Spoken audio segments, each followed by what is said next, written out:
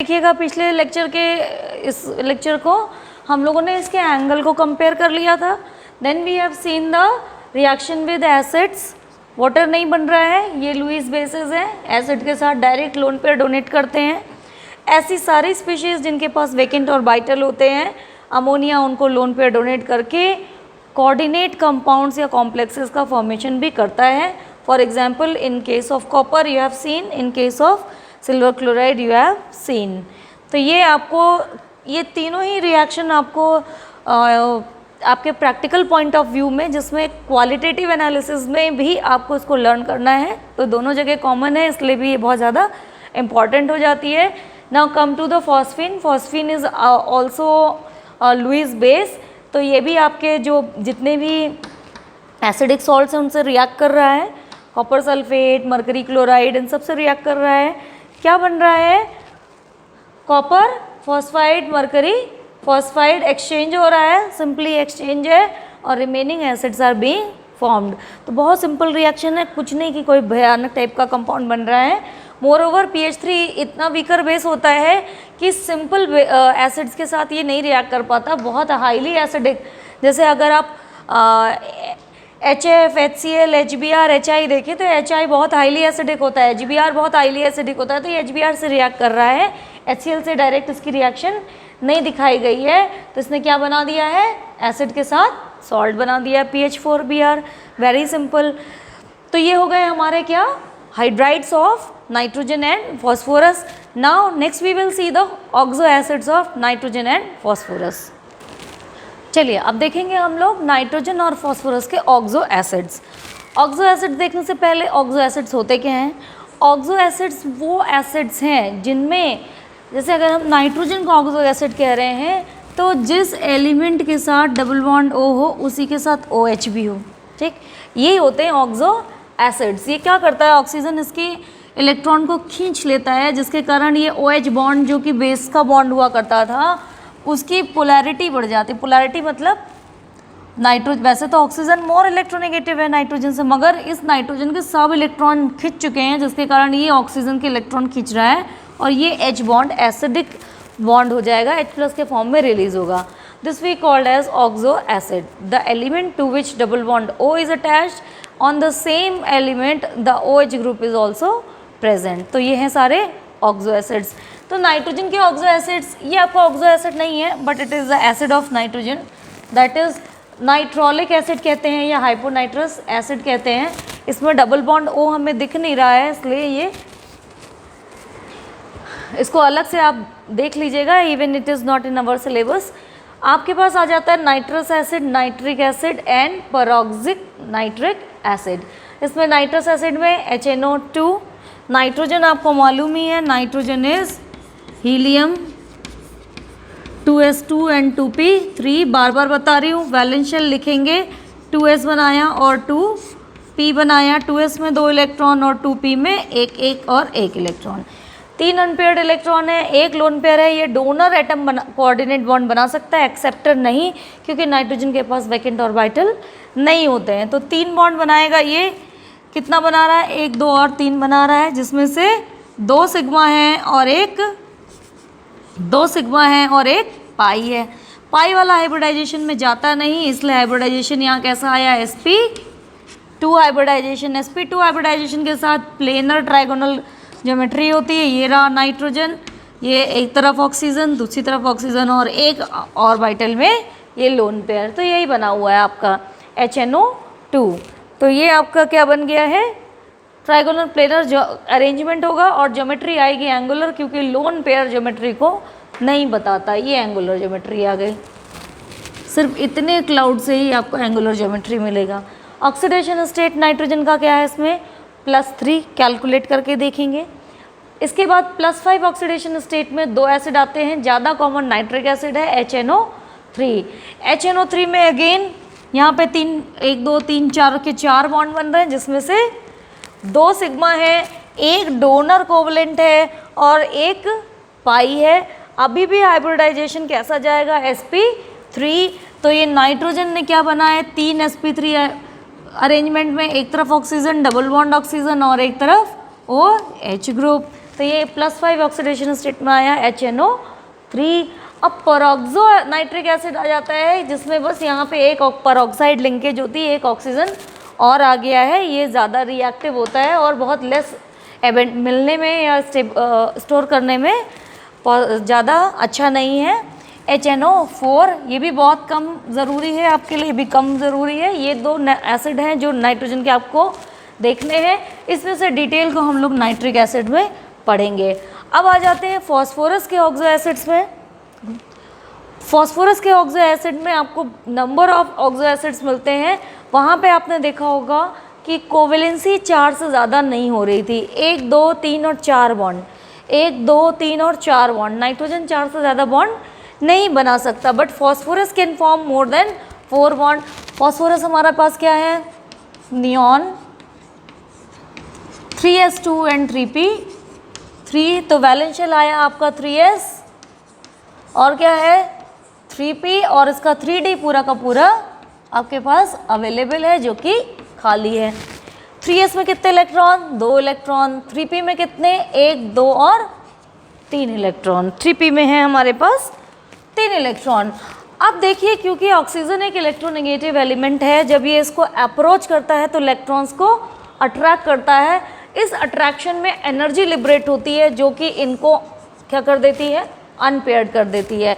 तो इस केस में एक्साइटेड स्टेट मिल सकती है हमको, कैसे, टोटल 5 अनपेयर्ड इलेक्ट्रॉन्स मिल सकते हैं आपको, 1 2 3 4 5। इसलिए आप ऑक्सो एसिड और फॉस्फोरस में कहीं पे भी लोन पेयर नहीं पाएंगे, पूरे 5 बॉन्ड बनेंगे, 1 2 3 4 एंड 5, 1 2 3 4 एंड 5। अब सिमिलरली सभी में 5 बॉन्ड है, एक डबल बॉन्ड O है, रिमेनिंग सारा OH या H का प्रेजेंस है। H3PO4 तो ज़रूरी क्या है, डबल बॉन्ड O, ठीक। और अब क्या कह रहा है, एक डबल बॉन्ड O तो हो गया और एक OH भी ज़रूरी है क्योंकि ऑक्सो एसिड है। अब बचे हमारे पास कितने, H3PO4, 2 हाइड्रोजन बचे और 2 ऑक्सीजन अभी भी बचे, तो दोनों किसके फॉर्म में लगा दो, OH के फॉर्म में। तो ये हमारा फॉस्फोरिक एसिड। इसके बाद पायरोफॉस्फोरिक एसिड, 2 फॉस्फोरिक एसिड के मॉलिक्यूल जब मिलके एक वाटर लूज कर देते हैं, यहाँ क्या होता, 2 होते तो ये OH और ये भी OH होता। एक वाटर निकल गया यहाँ से, एक H2O निकल गया, क्या बना आपका, पायरोफॉस्फोरिक एसिड। तो सिंपल है, बहुत मुश्किल नहीं फॉर्मूला याद करने में। और then comes the phosphorous acid H3PO3, एक डबल बॉन्डेड O आ गया है, एक OH जरूरी है। अब बचे हुए ज़्यादातर आप OH के फॉर्म में, और ये रह जाता है हाइड्रोजन, डायरेक्टली अटैच्ड हाइड्रोजन इसमें होती है, जिसके कारण ये रिड्यूसिंग भी है नेचर में। कैसा है, this is also reducing in nature.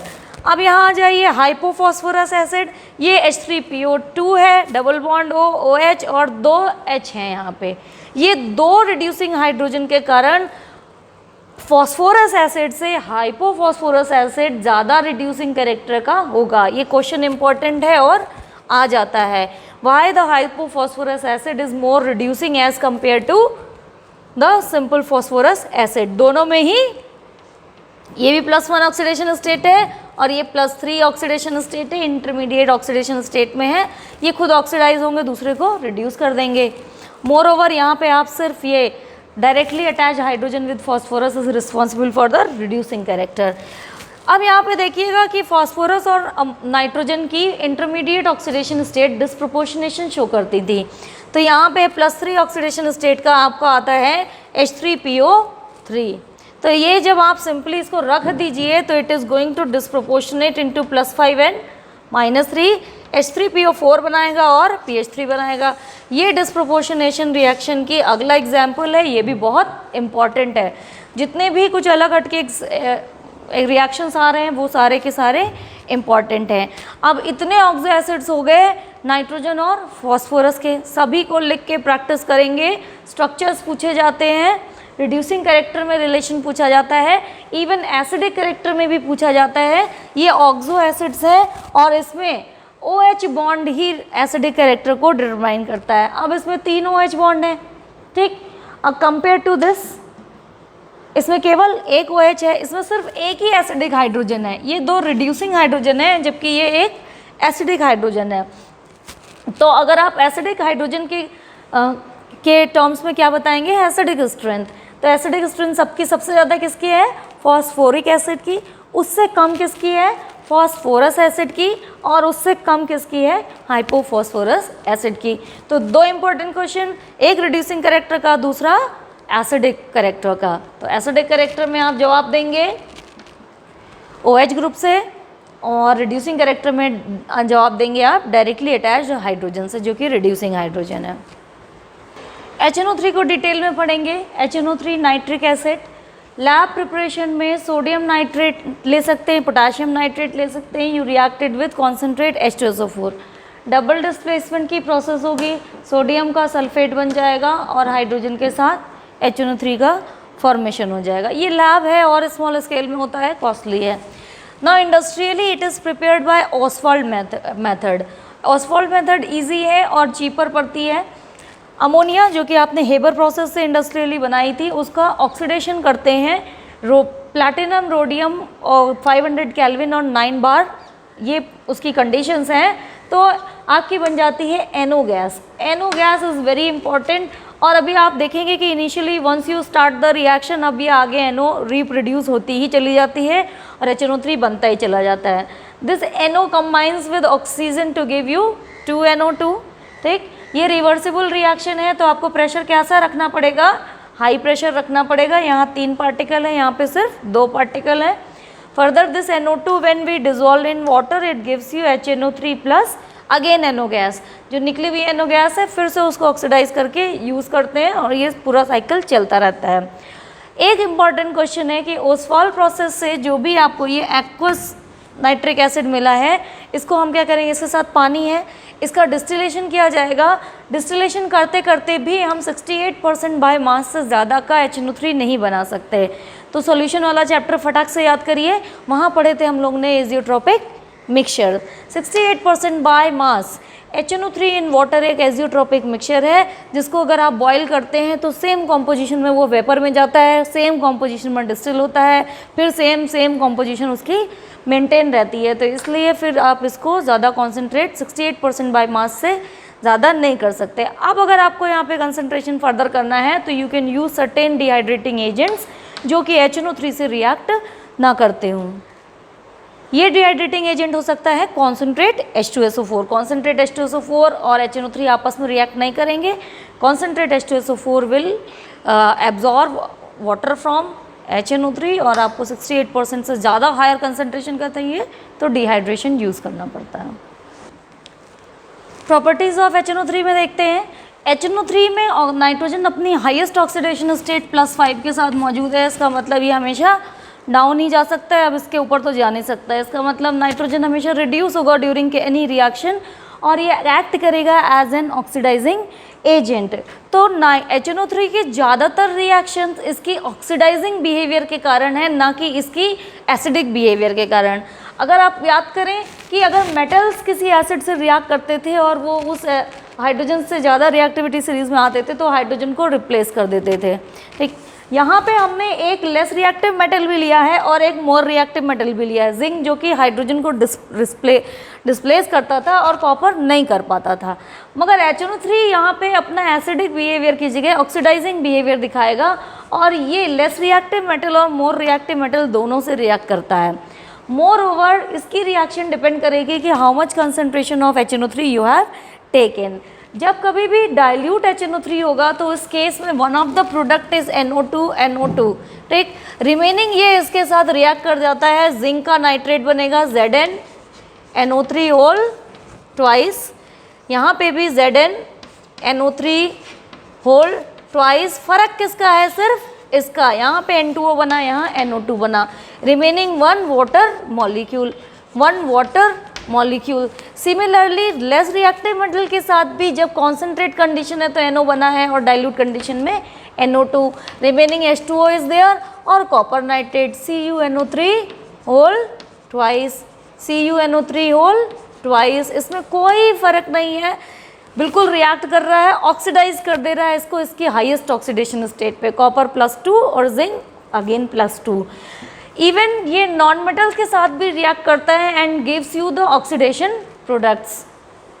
यहाँ पे HNO3 की सर्टेन नॉन मेटल से रिएक्शन, यहाँ पे भी ये ऑक्सीडाइजिंग प्रॉपर्टी दिखाएगा। हमें क्या करना है कि इन नॉन मेटल्स को इनके एलिमेंटल फॉर्म में रखना है। बिल्कुल इसको भी रटने में बहुत ज़्यादा रटना नहीं है।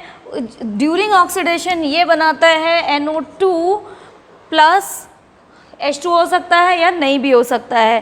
Then we can see that H2O will be there, H2O ये तो बनना ही बनना है। और यहाँ पे कार्बन का ऑक्सीडाइज फॉर्म क्या होता है, CO2। सल्फर का ऑक्सीडाइज फॉर्म H2SO4, ये +6 ऑक्सीडेशन स्टेट का होता है। फॉस्फोरस का H3PO4। अब याद रखिएगा कि जितना आपने एलिमेंट लिया है उसका जो ऑक्सीडाइज होके फॉर्म बना है उसको आप उतना ही रख दीजिए। 2, it is 1, it is 8 and it is 4। तो ये आपने इसको मेंटेन किया है। नाउ दिस यहाँ पे क्या है, रुको इसको 2 और H2O। थोड़ा इसकी बैलेंसिंग हैवी है, आपको याद रखनी पड़ेगी थोड़ी बहुत। तो बस हाँ, ये पहला कंपाउंड आप याद रख सकते हैं, जितना एलिमेंट है उतना ही बनने वाला है। NO2 plus H2O 10 HNO3, 10 HNO3 के साथ यहाँ पे 10 NO2 आ गया। पूरा का पूरा नाइट्रोजन इधर आना है। 4 NO2, 48 NO2, देन 20 NO2 और रिमेनिंग जो कुछ भी हाइड्रोजन बचेगा उसके हिसाब से आप वाटर लगा देंगे यहाँ पे। तो इट इज़ कमिंग 4, 4, 16 एंड 4। तो आपको क्या देखना है, ये इम्पॉर्टेंट हैं सभी रिएक्शंस HNO3 की with metals and non metals. More reactive से भी करेगा, लेस रिएक्टिव से भी करेगा, नॉन मेटल से भी करेगा। और HNO3 की ऑक्सीडेशन रिएक्शन डोमिनेट करती हैं ओवर इट्स एसिडिक रिएक्शंस। तो आज के लिए बस इतना ही। 15 ग्रुप में नियर अबाउट सभी कुछ कंप्लीट कर दिया है। अब बचते हैं 15 ग्रुप के हेलाइड्स, तो जिसमें कि आप नाइट्रोजन के हेलाइड्स एंड फॉस्फोरस के हेलाइड्स देखेंगे। पॉज करना।